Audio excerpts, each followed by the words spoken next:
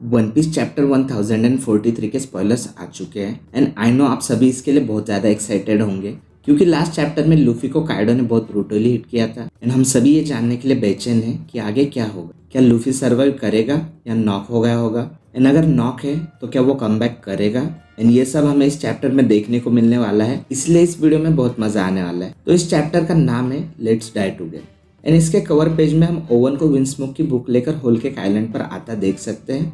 In chapter start होते ही narrator announce करता है कि काइडो जीत गया है और लूफी हार चुका है, जो कि मुझे लगता है लास्ट चैप्टर के बाद ऑब्वियस था एंड मैंने बोला भी था। और सबसे पहले तो काइडो का अटैक बहुत पावरफुल था एंड वो कॉन्करस हाकी से कोटेड भी था। लास्ट पेज में जैसे लूफी की हालत हुई थी ना, उससे साफ पता चल रहा था कि वो नॉक होने वाला है। अब क्योंकि लूफी CP0 बॉस की वजह से हारता है और उसने काइडो की फाइट के बीच में आकर बहुत बड़ी गलती की थी, तो इसलिए काइडो उसे रोन देता है। एंड अगर आप लोग भी वन पीस से रिलेटेड कोई भी वीडियो मिस नहीं करना चाहते हो तो काइडो की तरह इस सब्सक्राइब बटन को हिट कर दो। एंड भाई काइडो ने बिल्कुल सही किया है, बिकॉज हम सब लोग लूफी वर्सेस काइडो फाइट के लिए कितने एक्साइटेड थे, प्लस उसमें कितना मजा आ रहा था जो इस CP0 बॉस ने आकर खराब कर दिया। ऑब्वियसली सब यही सोच रहे होंगे कि काइडो CP0 बॉस को मारे। अगर आप भी यही सोच रहे थे तो मुझे कमेंट्स में जरूर बताना। फिर CP0 बॉस के फेयरवेल का सीन दिखाते हैं, पर हम उससे ये नहीं बता सकते कि वो मर चुका है या नहीं। हालांकि सीन का मतलब यही होता है कि वो मर चुका है, बट मुझे पर्सनली नहीं लगता कि CP0 का बॉस मरा होगा, बिकॉज विलन्स इतनी जल्दी और इजीली नहीं मरते हैं।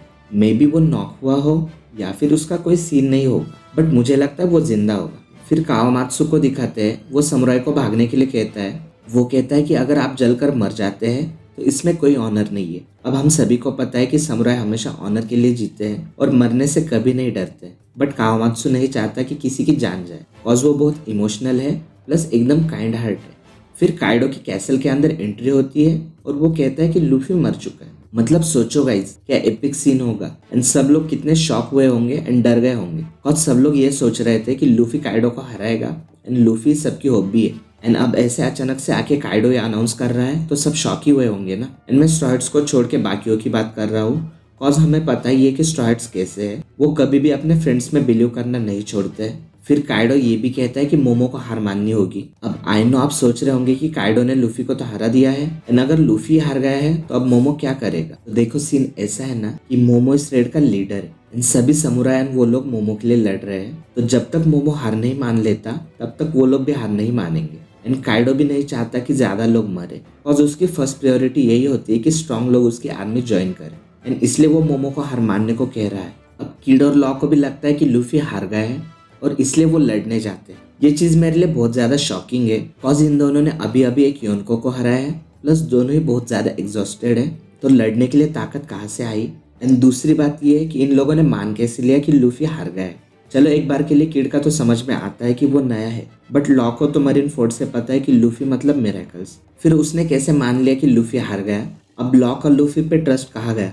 फिर हम नामी को देख सकते हैं जो काइडो को झूठा कहती है, जिसकी वजह से काइडो को गुस्सा आता है और वो नामी पर अटैक करता है, लेकिन मार्को उसे बचा लेता है। अच्छा हुआ मार्को वहां पर था, वरना सांजी को उठ के आना पड़ता। फिर काइडो कहता है वो तब तक लड़ेगा जब तक मोमो हार नहीं मान लेता। भाई ये सीन देखने में बहुत ज्यादा मजा आने वाला है, और ये सीन बहुत इंटेंस तो होगा ही, प्लस इसमें बहुत टेंशन भी होगी।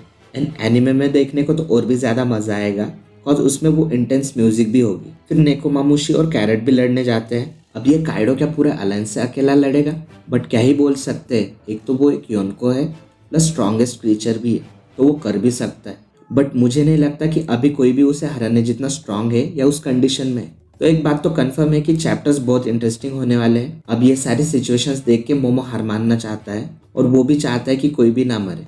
एंड ऑब्वियसली लूफी मर गया ये सुनकर बेचारा अपसेट एंड शॉक हुआ होगा, बिकॉज उसकी बॉडी भले अडल्ट की हो लेकिन हार्ट अभी भी एक बच्चे का ही है। लेकिन यामाटो मोमो को हार मानने नहीं देती है। वो कहती है अगर मरना ही है तो सब साथ में मरते हैं। फिर जुनिशा कहता है मैंने इसे सुना, मैंने वो आवाज सुनी जो मैंने 800 सालों में नहीं सुनी थी। मोमो कहता है तुमने क्या सुना। जुनिशा कहता है ड्रम्स ऑफ लिबरेशन, इसमें कोई शक नहीं वो यहाँ है। मोमो कहता है कौन। जुनिशा कहता है जॉय बॉय, हाँ वो वापस आ गया है। फिर हम एक पैनल में लूफी की बॉडी और स्ट्रॉइड को पिघलते हुए देख सकते हैं, जिससे हम ये अंदाजा लगा सकते हैं कि उसके साथ कुछ हो रहा है। अब आप लोगों को क्या लगता है लूफी के साथ क्या हो रहा है? क्या लूफी जॉय बॉय है? क्या लूफी जॉय बॉय में ट्रांसफॉर्म हो रहा है? क्या ये लूफी के डेविल फ्रूट की अवेकनिंग है या फिर जॉय बॉय लूफी की हेल्प के लिए आया है? आपको जो भी लग रहा है मुझे कमेंट्स में ज़रूर बताइए।